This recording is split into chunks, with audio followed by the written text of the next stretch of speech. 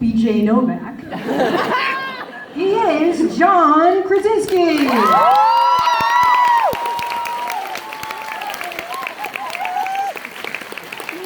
everybody.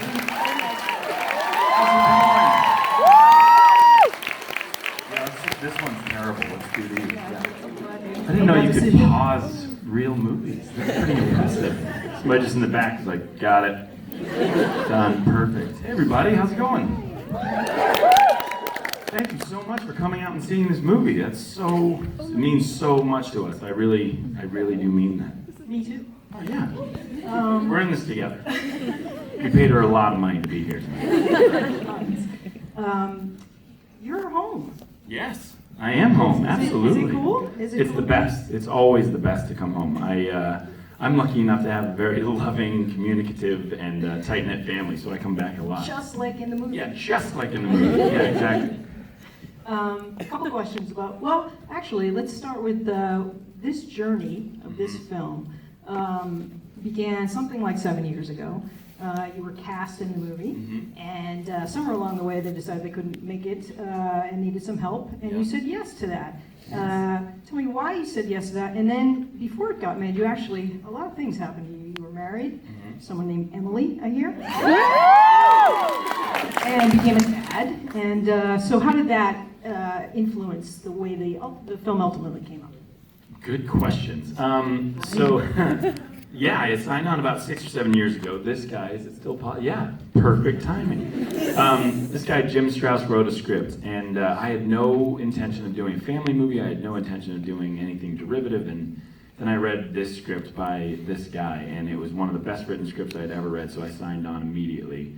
And then about 4 years later, they said, we can't get the movie made. Do you want to buy it yourself and make it? And I said, you just said you couldn't get it made. Why would I do that? It's a terrible financial decision. And then I did it. And my first call was to Margot Martindale. But my idea of why I wanted to do this was family. It really was. I'm such a big family guy. My family that I come from and the new family that I've started, it's also important to me, and I think that this movie really captures the strength of it. I think the whole movie for me is about this sort of existential pull that your family has on you that no other people will have in your life, not your girlfriend, your boyfriend, your wife, your husband, your kids, anybody, because it's where you're from. They're the people. That's super bright. But obviously worked really well. Check, your iPhone works. And so I think that there are lines of communication and love that are, for some people who are lucky, are like me, they're open all the time, and sometimes they're dormant for a while, and this is a family just sort of reopening those lines of communication and love, and I think it's a nice thing to always remember that they can be reopened. And I had a guy last week say, I love this movie. If I had a better relationship with my mom, I'd call her, and I was like, you can. That's the best part. You can. Mending families. Yeah, exactly. That's my job, right? Me and Dr. Phil. And the cast. Yeah. So you got Margot Martindale, Richard Jenkins, Anna Kendrick, some of the finest actors working today. And so tell me about assembling that cast, and then also this amazing scene in there when you shave your Margot Martindale's character's head. I know there's some movie magic in it, but it was a high pressure scene, so and a pivotal scene, so talk about that. Well, casting this movie was pretty amazing for me because once I decided to direct it, we didn't have a casting director because I said I wanted to call every single person personally, do it old school, and just talk to people about why I wanted to make the movie. And I got every single person that I wanted to sign on to the movie, and I think that it's because we all have the same feelings, which is these movies aren't really made anymore, and we want to see more of them. And I think we all have different relationships with our family that we were working out in the movie. And usually when you cast a movie, you get people saying, yeah, I really like this, I don't love that scene, or I want to change the vibe of this character. And in this, there were no notes. Everybody just said, I get it, I get what this is, and I want to do it. So I thought that was really special to me, and it really gave me a huge boost of confidence going into shooting the movie. And then that scene is, I think one of the most emotional scenes in the movie. And something that was so special to me because I had never seen anything like it. And I think that Jim Strauss really has the ability to write these perfect moments that few people can. They're so specific, and I never would write anything like that if you gave me years and years and years. I know, it's so hard to believe, but he has the ability to do it. He has the ability to show true love in moments that seem so specific and almost a little weird, and then they end up being perfect. And so shooting that for the movie was a big day, and then also actually shaving her head, which was a little movie magic, but still we only had one shot at it.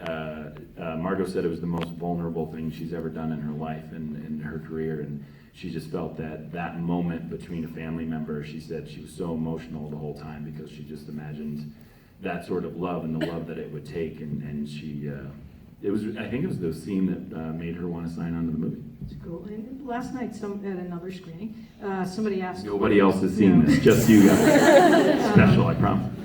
Somebody asked whether you had thought about having your character also shave his head. You said it's been asked of you before. Yeah, it was asked twice this week, and the first time it was asked, the guy said, I was expecting that you would shave your head too in solidarity, and I was going to be disappointed because that's such a movie moment that doesn't feel real.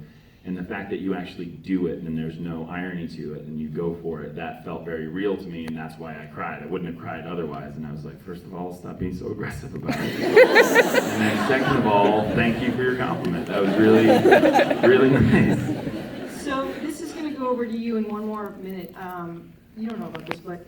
I don't know about this. So, I never know about mystery bags. That's sort of terrifying. One of your friends is Tom McCarthy, Yes. Who directed a movie that we sort of like here called Spotlight. Yeah. No one else liked he it. couldn't find a part? No. I know, he couldn't part find for it. you? Yeah. I talked to him like 2 years before. I'm totally blowing up his spot, so anybody videotaping, post it to YouTube immediately. I was like, Tom, you're doing this movie Spotlight. I'm from Boston. I like writing, and I'm from Boston. And put me in the movie. And he was like, oh man, that's such a good idea. Like, when the script's ready, I'll let you know. And still waiting. Still waiting for that call, Tom. Well, so when the movie ended, we gave Tom a Boston Globe pullover. And I figured if you couldn't be in the movie, you would... I get a Boston Globe pullover? Yeah, so... Yeah. Sick! So there you go. That's amazing. I'm in Spotlight now, Tom. If you show up in that, you can actually write for the Globe. That's the way What? it works. Yeah, just I'll see you tomorrow morning. You could use your... I just do it in like old-timey voices and like a typewriter, and you're like, oh, boy. That's all we use. Yeah, exactly. Okay, your turn. Who has a question? Let's go right there. Which one? Oh. Fight for it. This is it. We want to see violence. And Dunkin' Donuts coffee. Violence and Dunkin' Donuts coffee. Okay, so much. Hi, first of all. Hi, how you doing? I Did you just send me this coffee? A lot of gift giving in the beginning of this Q&A. I love it. Well, we're two BU students, and we just got back to campus, and we were wondering what's your favorite thing to do in Boston, if you have any Nice. You're a BU? Yeah. That's one of my favorite areas. Yeah. It is. So I spent a lot of time down at BU, and there were two used CD stores. I know you kids don't know about those anymore, but there was a place called In Your Ear and the Golden Nugget, and my brother and I used to go down there and buy music. He introduced me to real music that wasn't on the radio. And so yeah, I used to spend a lot of time down there. So Kenmore Square, that whole area. Yeah, that's where I'm living. Is it? Yeah. That's cool, isn't it? Yeah. It's I really mean, cool. I sound like I'm 92. I'm like, what's it like now? And you're like, there are people there still, so that's cool. And the college is still there, so that's a bonus. No, I mean, I love everything about Boston. I go to the North End to eat when I can. We love I that. take walks at Castle Island, usually at sunset, by myself. And all sorts of stuff. I mean, it's pretty awesome to have a movie theater on Boston Common. That's pretty cool. Yeah. No, you don't think so? You don't think so? Okay. Seems aggressive, but in the wintertime you can see a movie and then go skating. Yeah. That's Nope, true. that's not going to happen either. Okay. No problem. I'm going to stop talking about what I love about Boston because obviously I'm from like a painting.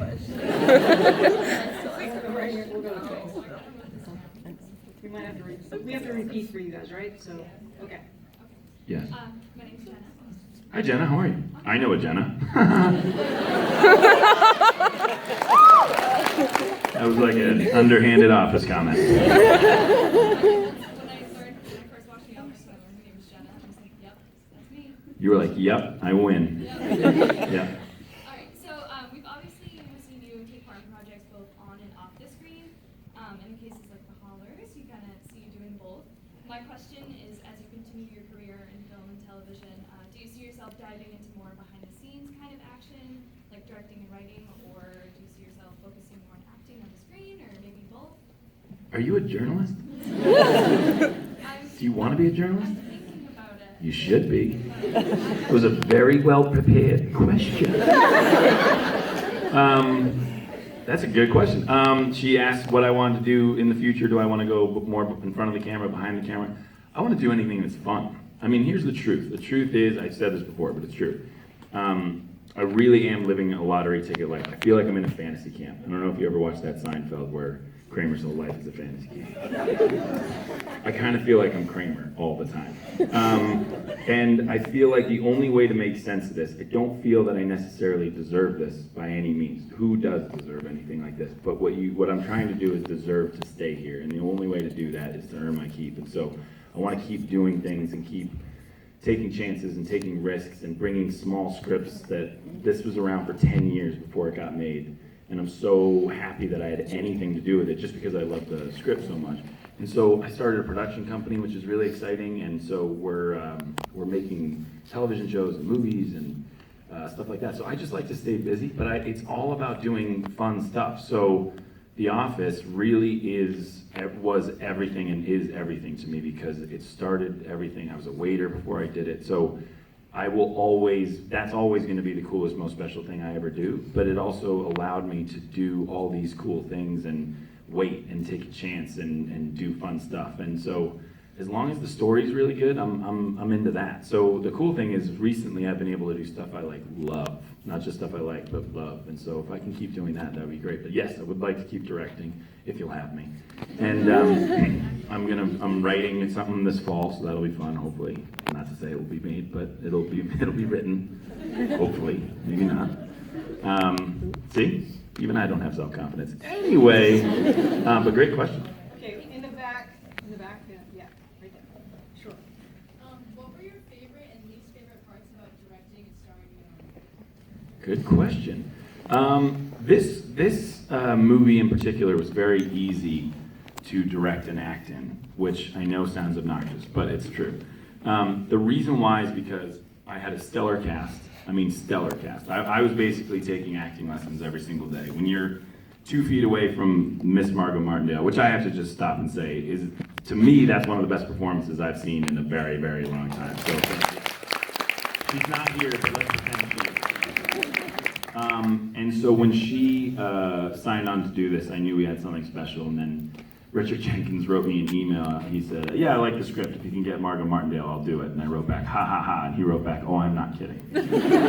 So when we got Margot, we got Richard, which was great. So I had all these amazing actors, but also I knew that the key to this movie would be that the family feels organic and real. And I think the only way to do that was for me to be an actor in it, because if I was the guy behind all this technology yelling cut and then coming in and giving notes, it would sort of break the flow of what these actors had going on. There was something very special. It was almost like they were doing a play every day.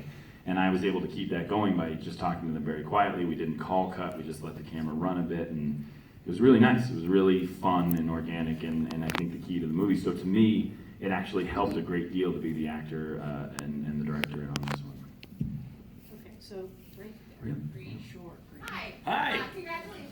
Nice projection. That's a theater voice right there. Obviously you had such an amazing cast, but my question, I wanted to ask how you cast them, and you kind of answered that, but were there people who you always had in mind reading the script, or were there people who surprised you? I guess just how did they come together? No, good question. Margot, I always had in mind. And to be really honest, that she said no, I don't know that I would have done it, because she was that important to me. I think she's something very, very special. There's something she's able to do that communicates reality, and you need that to feel like your mom, or you wish it was your mom. One of those two things has to be true. And so that was easy. Richard Jenkins is easily the greatest actor on the planet. I just stalk him, so I figured he might as well come to set, and then it would be a lot easier to stalk him. And then, people like Charlie Day, I called Charlie, and he was so funny because he asked if he was really the one that I wanted to play the part. He's like, yeah, I like it. Are you sure it's me? And I said, yeah. And he's like, okay. And then he showed up on set. And he did that, and I thought he was a perfect idea because it was a little bit surprising, and yet I knew he could do it really well. And there's also something very sweet and loving and kind of deep that I don't think he gets to tap into all that time that he was doing, especially in the haircutting stuff. And he kind of plays that lovable goofball, but he really does know what's going on. Josh Groban, not a surprise to me, big surprise to the world, I'm sure, but it's super frustrating how talented that guy is. That gets old fast. I just stepped off a private plane from flying around the world and singing to billions of people. What is this acting thing that you talk of? And then he does it perfectly. He's amazing. He was on The Office twice. So he was in an episode, and then I directed an episode later, and I said, we got to write him back in because it makes more sense. There was a boat episode, and he said, and he came and did it immediately. It was amazing. So I cast him again because I knew how funny he was. Charlton, to me, was probably the biggest surprise, or the biggest, chance I took, which is ridiculous because if you've seen District 9, he's one of the better actors you're going to see. That was a great performance, and I knew he could do that. And then I actually was writing this movie, Promised Land, with Matt Damon, and he was shooting Elysium, so I went up and I just name dropped all over the place. Sorry about that. That just sounded stupid. And then I went up to visit him, and Charles was in the movie, and he walked up to me in some robot suit or whatever he was in that movie, and started talking to me, and he was the nicest sort of like puppy dog kind person, so I knew that he could do this part. And I think what was really fun for me is Charlie said he hadn't done something like that in a while. Charlton said he hadn't done anything like that and wants to do more of it. So I love when actors get a chance to do new stuff. I mean, coming from the guy who just did 13 Hours, I love trying to do new things and sort of delve into different stuff. That's the best part about being an actor, is doing different stuff. Your turn. Me? Okay. All the way in the back. In the black. Back and the black. There's a navy blue, sorry. You're just very well lit. Good question. There's probably a lot, but I'd have to say that moment before she goes into surgery, I'll never forget. And there was so much about that I was nervous because I wanted to make sure that we got it. And what I did was I cleared the set and I set up 2 shots. So normally you only shoot 1 shot at a time, but I had 2 things going. We were in a tiny room. You can do more than 1 shot at a time. People are like, that's not true.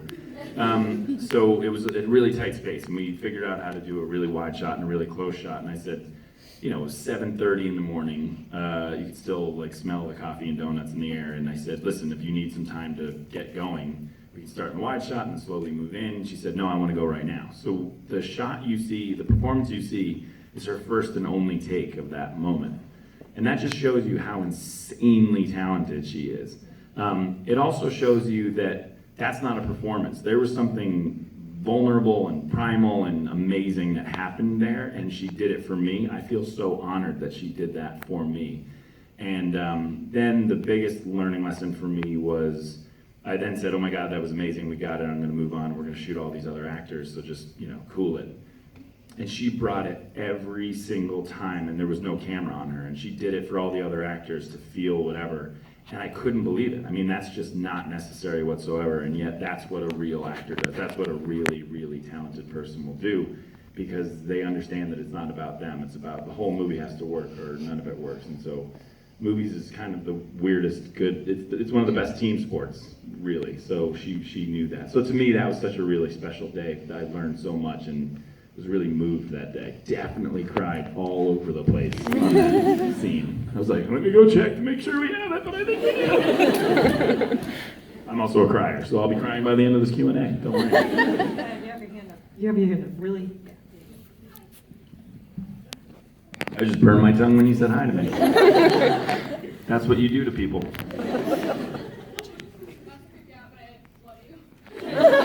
Not to creep you out, I just said I burned my tongue when I looked at you. So who's creepier?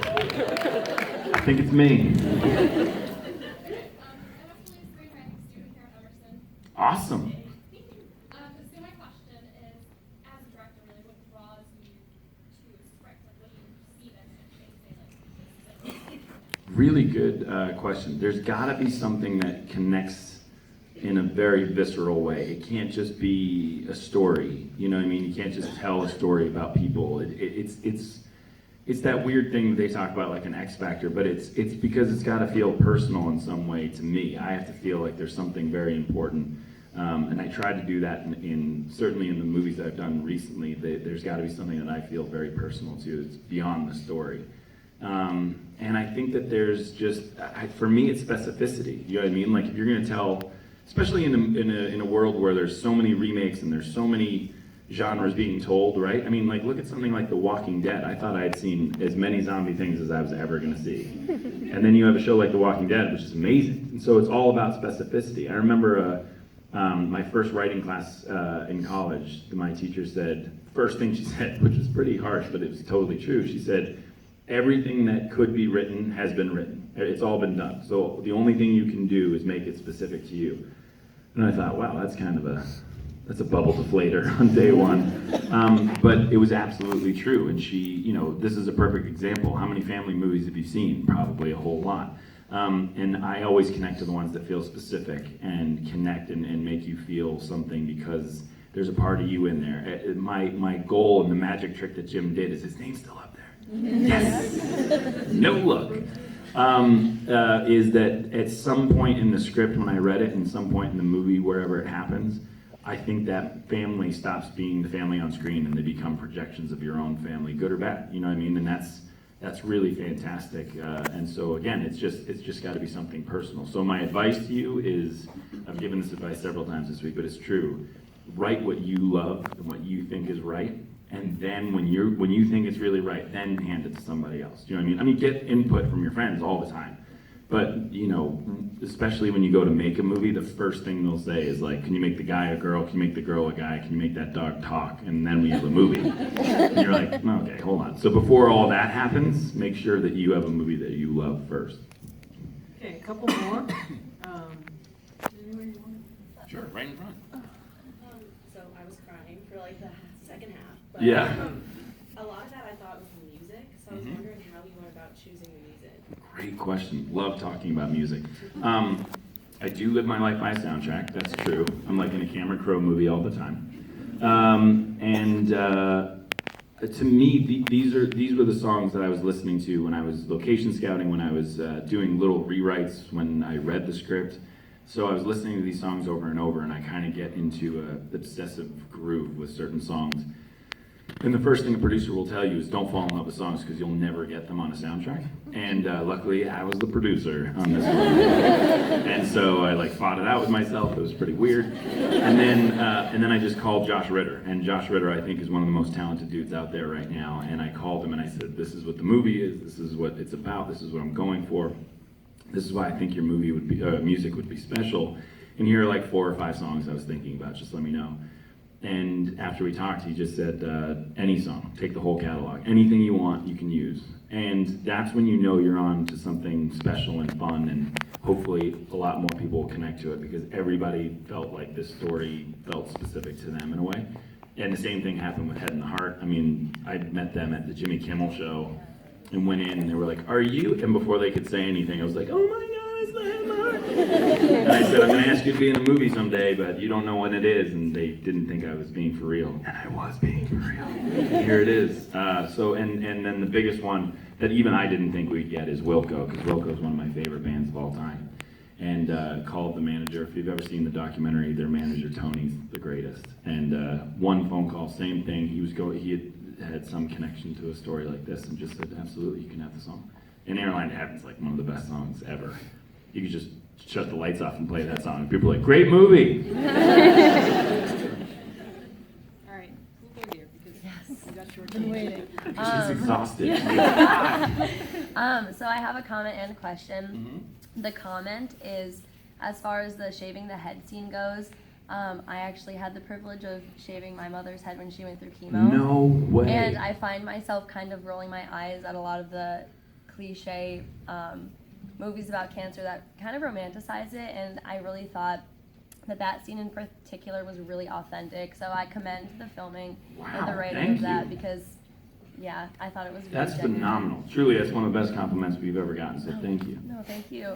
And my question was, so like we said, we go to BU, and actually I'm a journalism major, and one of my professors is Mitchell Zukoff, who was the writer of 13 Hours in Benghazi. Yes. And so we talked with him a lot about... How much of a jerk I was. Yeah, no, Got it. no. How buff you were. What was it? Yeah, that's pretty Mitch still talking about how jacked I got for 13 hours. Yeah, no, a lot of the political controversy actually surrounding the movie. So I guess you've done, I feel like, you know, The Office and this movie can kind of be grouped in the same category a little bit. And then you had like the Michael Bay explosion, crazy, controversial movie. Now that you kind of have a taste of these both very different genres, and obviously being behind the scenes, what did you like better? Did you like doing something that might have been closer to home, like a movie like this, or something that really sparked some outrage with the campaign going on right now and all of that?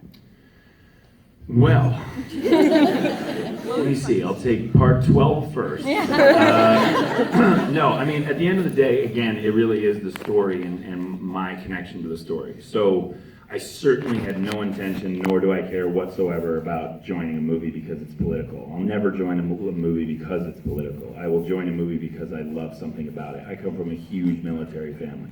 So I have, I think, a total of 12 or 13 cousins, aunts, and uncles who have served and they're currently serving. So for me, I thought it was about time that our generation and the generation below my generation started remembering why we should be saying thank you every single day. Because I believe that as a country we've faded. And